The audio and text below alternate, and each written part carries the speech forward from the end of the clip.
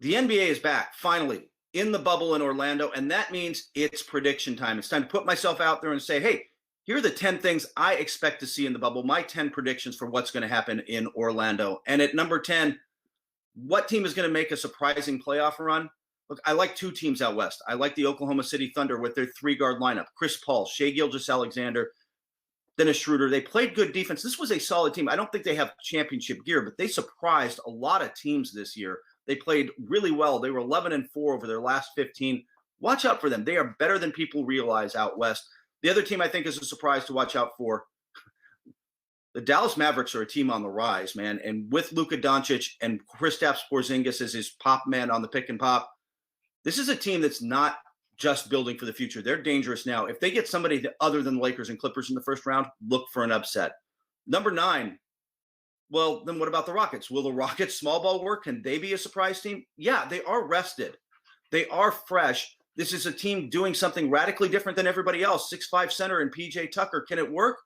Maybe. I just tend to think in the NBA, tall and good beats small and good. And ultimately, I think they're going to quickly run into teams that know how to beat them.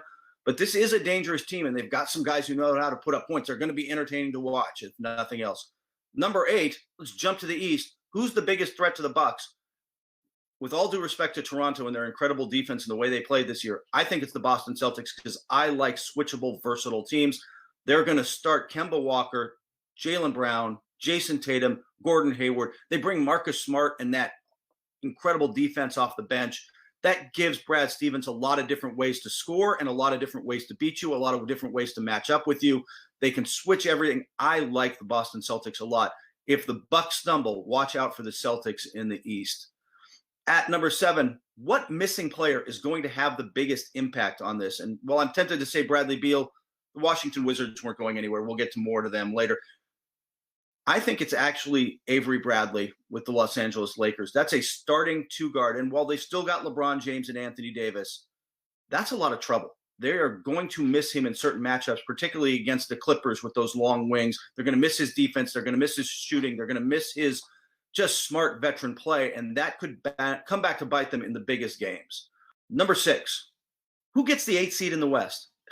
I really like the Memphis Grizzlies here, and it's just really about the math. They're 3.5 games ahead. 2 teams are not going to pass them. They're going to be in the play-in, and then they've just got to win one of 2 games. Look, John Morant, John Jackson, look, this is a good team in Memphis. A little more shallow because they're not going to have Justice Winslow, but still a really good team. That said, Portland and New Orleans have a shot, especially when Zion Williams is back. Portland with Dame Lillard. Those teams could do it, but I'm going to take Memphis. They just got to win 1 or 2. They're going to get to the play-in game. It's hard to beat a team twice in a row, so I'll take the Grizzlies. At number 5, what team is most likely to go 0-8 in this thing? I'm going to take the Washington Wizards. Look, they were terrible all season long, and that was with Davis Bertans, who's staying out because he wants to make money next year and not risk that, and Bradley Beal, who's not there. There's nobody, name another. How many people out there watching this can actually name another starter on the Wizards, another player on the Wizards? There's not many guys that people know out there. This is not a deep team, and now they're not that motivated because they kind of know it's a long shot. I think this is a team that could go 0-8, will go 0-8, will fade quickly from the playoffs.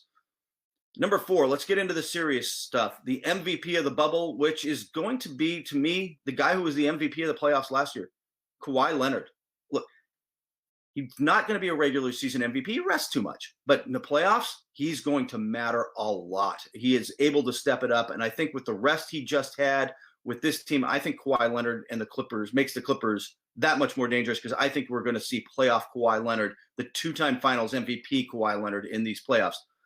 Which brings us to question number 3, prediction number 3. Can anybody actually beat the 2 LA teams in the West? No, I don't think so. Look, I like Oklahoma City. I think Dallas is a team on the rise. I'm not sold on Denver. Denver's going to have to prove to me they can defend at this level consistently. They've got to prove to me that Jamal Murray's a number 2. I don't think so. I think it's the Lakers and the Clippers, which brings us to prediction number 2. Who's in the finals? I'll take the Bucks in the East because I think they're the team to beat. I think they're the best team. I think they pull it together. Out West, I will take the Clippers. I like their versatility. And so that brings us to number 1. Who is the champion? Look, I like the Los Angeles Clippers here. I like their versatility. They can beat you big. They've got Zubac in the middle. They can beat you with defense. They've got Patrick Beverley, Kawhi Leonard, Paul George are all really elite defenders on the perimeter. More than that, Doc Rivers just has more pieces in his toolbox. Like, you want to go and try to beat their bench because they're going to run that Lou Williams, Montrezl Harrell pick and roll all through it. And that's an elite sixth man of the year pick and roll. They just can beat you a variety of different ways. I'm not sure everybody else can do that. The Lakers are really talented. Maybe they're good enough. The Bucks are going to be right there. None of those teams would surprise me, but I'm taking the Clippers. I like their versatility. I like their defense. I like the way their team is put together. I'll take the Los Angeles Clippers as your 2020 bubble NBA champion.